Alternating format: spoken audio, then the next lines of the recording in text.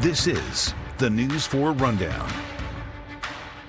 And a good Thursday evening to you. Welcome into the News 4 Rundown. I am Joseph Olmo. Let me take you through some of the top stories we are following for you on this final day of April. My goodness, the year goes by pretty fast. There's a program meant to help small businesses in Washington, D.C. But tonight, the News 4i team is learning that one company, actually based hundreds of miles away, allegedly got millions of D.C. dollars that were meant for locals. We're going to tell you how a single desk, a single chair, and a virtual phone line helped investigators crack this case. Plus, a small town in Virginia, Front Royal, welcomed royalty today. How King Charles and Queen Camilla spent their final few hours in the U.S. And then later on, they made history when they became the first African-American flight attendants for a major global airline.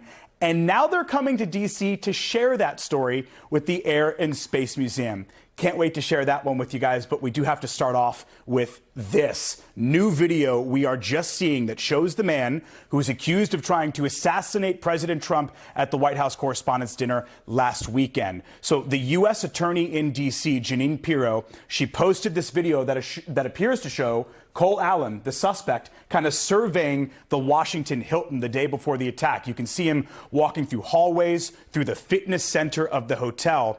We are also able to see on these slides right here what happened just seconds before he stormed past security, trying to get into the ballroom where the dinner was taking place, where the president was. In the top left-hand corner there, in this room here, you can see him being followed by some sort of police canine dog. It appears, again, that dog detected him, started to follow him. Seconds later, he runs past that security setup, and all of the firearms are drawn, and we know what happens after that. Now, surprisingly, today in court, the defense for Cole Allen did not argue for his release. News 4's Mark Seagraves was in court and walks us through what happened. Appearing in a federal courtroom for the second time since being charged with attempting to assassinate the president, Cole Allen sat calm and quiet as a room full of journalists and court staff looked on. Allen's defense attorney told the judge that Allen would not contest the prosecutor's motion to hold him until his trial. Yesterday, prosecutors released these images of selfies Allen took of himself in his hotel room before he ran through the security Secret Service checkpoint, and these pictures of his knives. These high-resolution images obtained by the Washington Post capture the moments Allen runs through the checkpoint and a Secret Service officer fires his weapon. Allen was taken into custody seconds later after falling to the ground. Administration officials have said that Allen fired his shotgun, hitting the officer. So Cole Allen will remain in custody at the D.C. jail, at least until his next hearing, which is scheduled for May 11th. Now, there was just one bit of drama in this short hearing this morning, and that was just as the judge was about to rule in favor of the prosecution and hold Cole Allen, the prosecutor stood up and said he still wanted to be heard and make his argument as to why Allen should not be released. The judge pushed back, saying that would not be an efficient use of the court's time and that she was ready to rule in his favor anyway. The prosecutor pushed back on that, saying he did want to get this on the record. The judge finally asked him, "Who is your audience for this proffer?" He didn't have an answer for that, and the judge did not allow him to move forward. But again, Cole Allen held at the D.C. jail at least until May 11th for his next hearing. From federal court in the district, Mark Seagraves, News 4.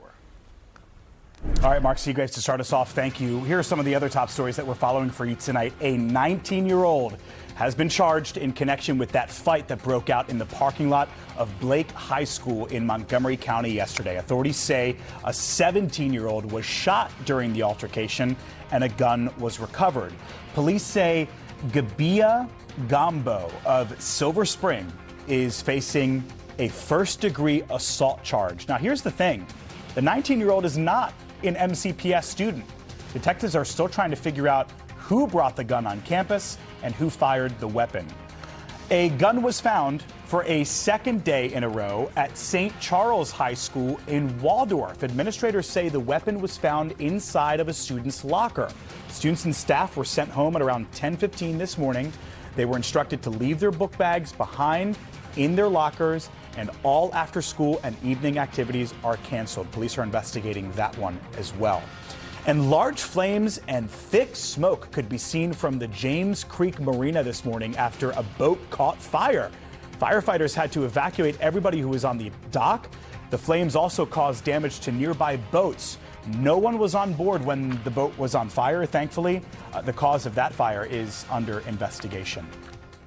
All right, now to a massive fraud investigation that we learned about today and a business owner who could be facing a very expensive day in court.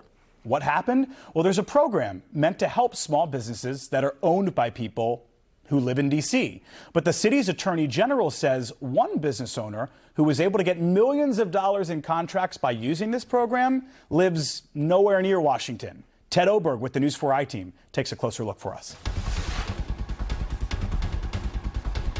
Yeah, there are some cases that are hard to understand. This is not one of them. In an effort to boost local business, the D.C. government always sets aside contracts for companies based right here in D.C. But to get those deals, not confusingly, you're supposed to run your company from D.C. And today, the D.C. Attorney General says this company, Sequoia Row Consulting, not even close. Sequoia Row Consulting provides construction and janitorial services in D.C., work D.C.'s Attorney General claims in a new lawsuit they were able to get by committing fraud against the district. To qualify as a certified business enterprise, a program designed to give preferences to local business for contracts, the lawsuit states Sequoia Row Consulting owner Paul Lawrence, for years, filed applications and documents claiming his company was based in Washington, but he actually lives just outside Atlanta. Today, the D.C. Attorney General filed one of the largest suits of this kind ever. We will be seeking substantial recovery to account for what we view as substantial wrongdoing. According to the lawsuit, Lawrence never lived in D.C., nor had a qualified office here, but his company got at least 32 D.C. contracts set aside for local companies. The suit says he earned $13 million from those deals. The Attorney General wants triple that as a penalty. The whole point of these laws are to help foster and grow local businesses. And so it's simply not appropriate for a Georgia resident to be taking advantage of those laws and using fake offices, essentially, to try and get the preferences that are reserved for local businesses. The lawsuit states the company at times claimed in CBE applications that it operated out of this office on F Street. An address the lawsuit says is a virtual office that allows customers to run your business from anywhere. From 2020 till now, the lawsuit said, it's working out of this location on Pennsylvania Avenue, where, according to the suit, investigators found the office contains only one desk and one chair, though Sequoia Row has 3 high-level managerial employees. Hey, I was looking for Paul Lawrence. Mr. Lawrence, hi, Ted Oberg. I'm a reporter at News 4 in D.C. The receptionist who answered the phone listed on his website today told us Lawrence was working remotely and said she'd send us to his mobile phone. He does not have a lawyer listed in public documents, and we haven't heard back after leaving messages for him on several other numbers listed online for the owner. The lawsuit shows D.C. had concerns about Sequoia Row way back in 2016, 10 years ago, when it found the company only had one desk and one chair at its then reported location in Southeast. Look, the rules are simple on that point. You're supposed to have at least a desk for every senior manager. Its application to become a certified D.C. business was ultimately approved, and we asked the D.C. agency overseeing certifications about that today, as well as how it was able to get so many contracts over the last several years. $13 million worth, and we haven't gotten an answer to that yet either. All right, that's the News 4 I-Team's Ted Oberg. Ted, thank you. This is a great time to remind you, if you have concerns about this or any possible wrongdoing in your community, you can contact the News 4 I-Team. The number is up there on your screen, or you can email us at tips@news4iteam.com. All right, the News 4 Rundown will be right back. Here's a look at what we have coming up for you. Still ahead in your weekend scene. First of all, why I'm on the water in Norfolk, Virginia, and things to do all around the DMV, and things to do all around the world without you having to leave the district, plus the parkway that's being taken over for a street festival. I'm Tommy McFly. All that and more on the way on News 4. We did see a nice day out there on our Thursday. Plenty of sunshine, a few clouds. We also saw a cold front moving through our region. That is going to produce Much colder air for our Friday morning, and then a chance for showers Friday evening. I'll take you hour by hour and show you what to expect in just minutes.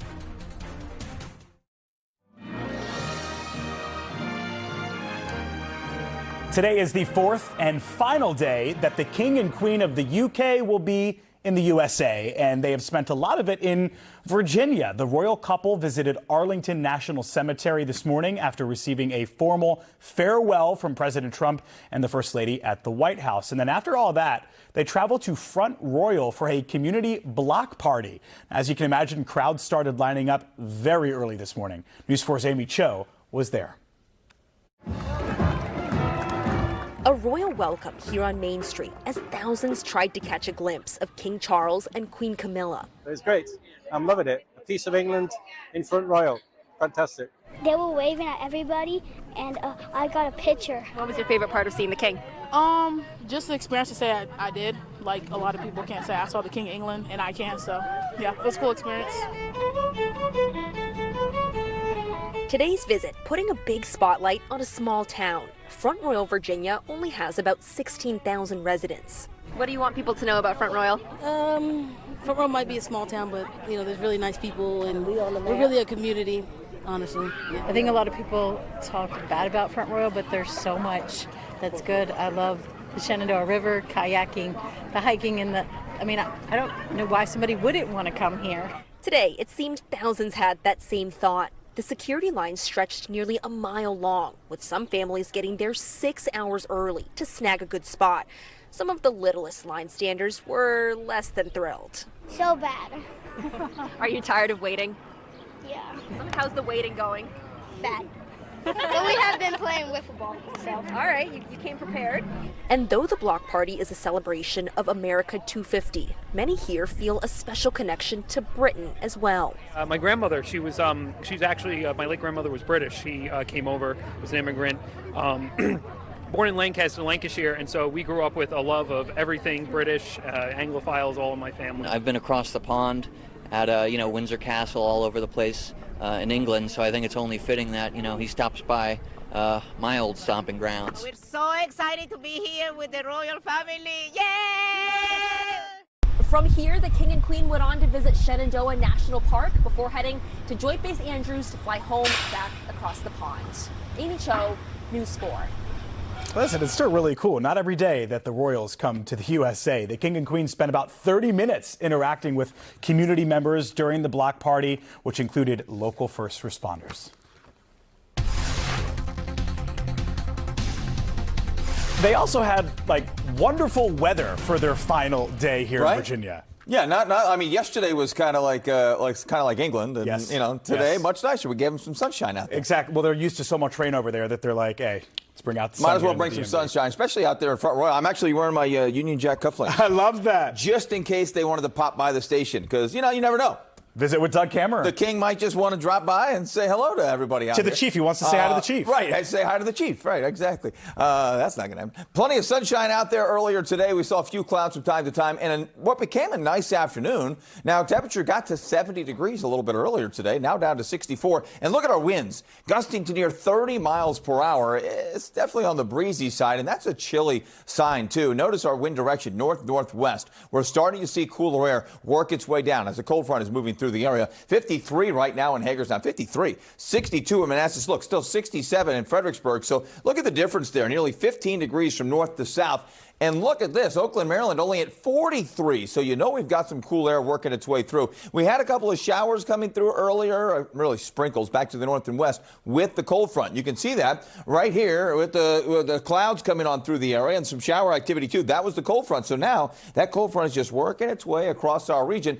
We're not going to see much in the way of showers. We're not going to see much in the way of clouds, actually clearing skies tonight, and cool conditions. That chilly air will work its way in. So by early tomorrow morning, notice we're in the 30s to the north and west. I mean, it's going to be a chilly start, 40s inside the Beltway. So the kids at the bus stop, they'll need the jackets early. Then the jackets can come off. Look at the afternoon. 2 o'clock, we're into the mid-60s. A pretty nice afternoon. And you're going, okay, great. We have a fantastic Friday. But wait, we see some showers working their way through just in time for dinner time. 6, 7, 8, 9 o'clock. That's the best chance for some shower activity right on through the evening hours. And then that'll move on out as well. And then on Saturday, starting off again on the chilly side, upper 30s to low 40s. High temperatures on Saturday, upper 50s to around 60. I think this is a little warm at 64. That wouldn't be too bad. I'm actually going for a high temperature. Look at my numbers at 59 degrees. Now, drought monitor, severe drought area wide. This is the brand new drought monitor. Last week's did not have Frederick County, Montgomery, Howard, or Carroll inside the severe drought. That was still moderate, but now everybody in our region is now under that severe drought. So we need the rain. We just don't have a whole lot in the forecast. Only a 40% chance of showers tomorrow evening. Most of the day looks good. 59, cool on Saturday. Plenty of clouds, but no rain expected, except for areas to the south. Could still see some Fredericksburg, maybe the northern neck, maybe southern Maryland, but most of us dry. 62 on Sunday. And then look at this. Monday and Tuesday looks great. Look at Tuesday. Cinco de Mayo, 79 degrees before we see more showers and cooler weather to end next week.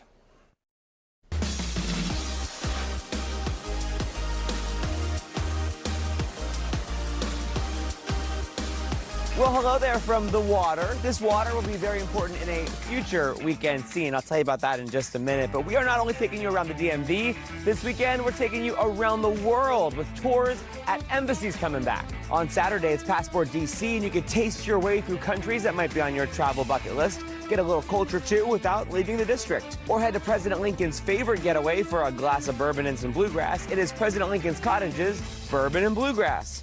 Saturday and Sunday, a full lineup of artists and the biggest fundraiser for Lincoln's Cottage all year. If you want to keep the tunes rolling on Saturday, catch bands scattered across porches in Adams Morgan for their Porch Fest. And Holy Flowers, it's the annual National Cathedral Flower Mart that goes on Friday and Saturday on the grounds of the cathedral. A beautiful way to spend the afternoon. And it's Winchester's biggest weekend.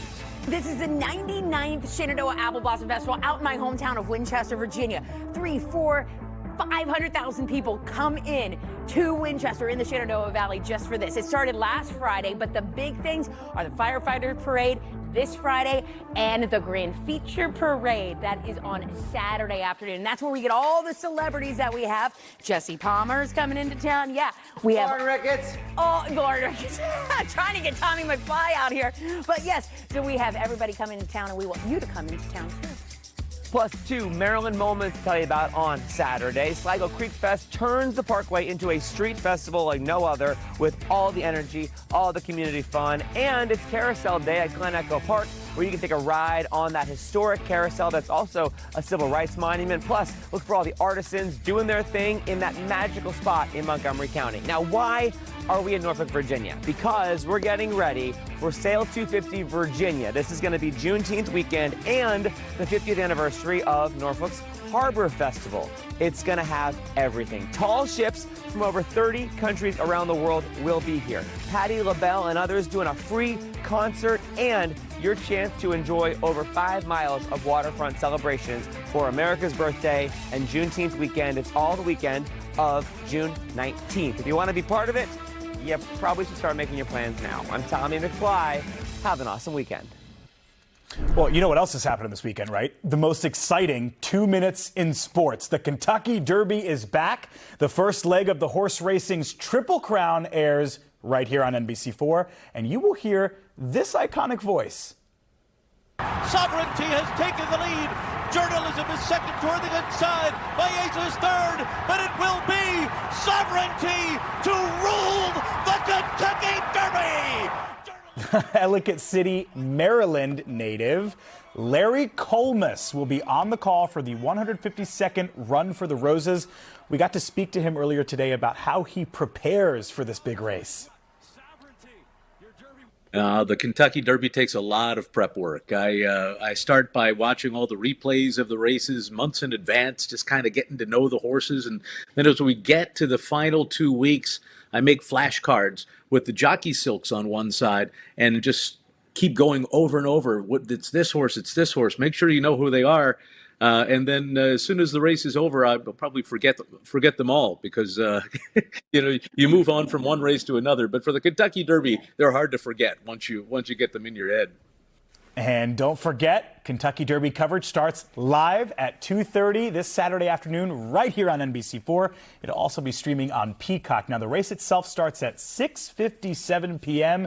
and coverage lasts all the way until 8 p.m. We'll love to see you here. So, he's been a Wildcat, a Wizard, a Rocket, and even a Clipper. But now, John Wall can call himself a Bison. Former #1 pick and Wizards star John Wall has been named President of Basketball Operations for Howard University men's basketball. Howard says the 5-time All-Star will be involved in things like roster construction, talent evaluation, player mentorship, while also gaining experience in NIL matters. Howard's men's basketball team has seen some pretty recent success with 3 trips to the NCAA tournament in the last 4 years. All right, stick around. The News 4 Rundown will be right back. Well, finally tonight, talk about breaking barriers that were literally sky high. There was a time where in order to become a flight attendant, you had to look a certain way, and black women and other people of color were often excluded from the hiring process. But then came along the pioneers. News 4's Dominic Moody introduces us to the first black flight attendants for Pan American World Airways, who call themselves the Pan Am Blackbirds.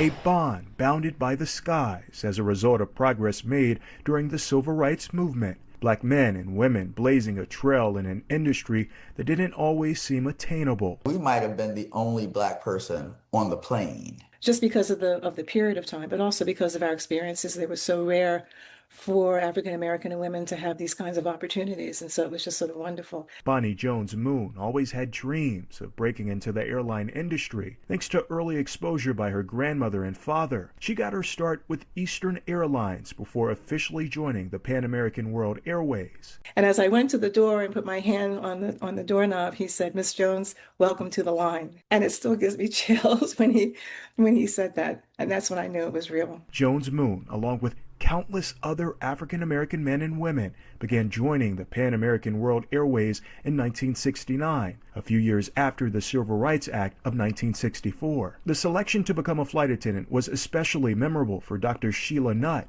who joined the Airways in 1969 and who is credited with adopting the group's moniker, Pan Am Blackbirds. I think what's important here, Dominique, is the fact that we were men and women of color, of African descent. Wherever we went, we were known as Americans. Nobody cared about our color. They looked at our passport. That gave us a certain joie de vivre. It said, hey, you're something. Whereas in the society, they were telling us that we were nothing. The group got off to a flying start, traveling to different parts of the world, were based in different countries and continents. For the Pan Am Blackbirds, this was a chance to have a career and see the world, especially for Orrin Weiche Shaw and Joyce Horton Page. I was in Munich, working a flight in Munich and running into some of my heroes from the '68 Olympics. I never imagined in '68 that I would be seeing the world in this capacity. Exploring it. Yes, there are risks. And I can understand that a lot of people don't feel comfortable getting out of their comfort zone, but you don't really broaden yourself. Several of the Blackbirds are reuniting in the nation's capital this weekend, some meeting for the very first time at the Air and Space Museum, and are hoping their dedication to the airways motivates others to pursue a life in aviation. We should consider our part, our place in the global village, pursue it, explore it, and be a part of it. In the district, Dominique Moody, News 4.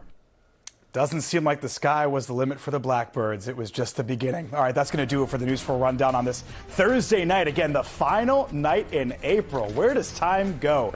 We'll see you for News 4 at 11. I'm Joseph Holmo. Have a great night, everybody.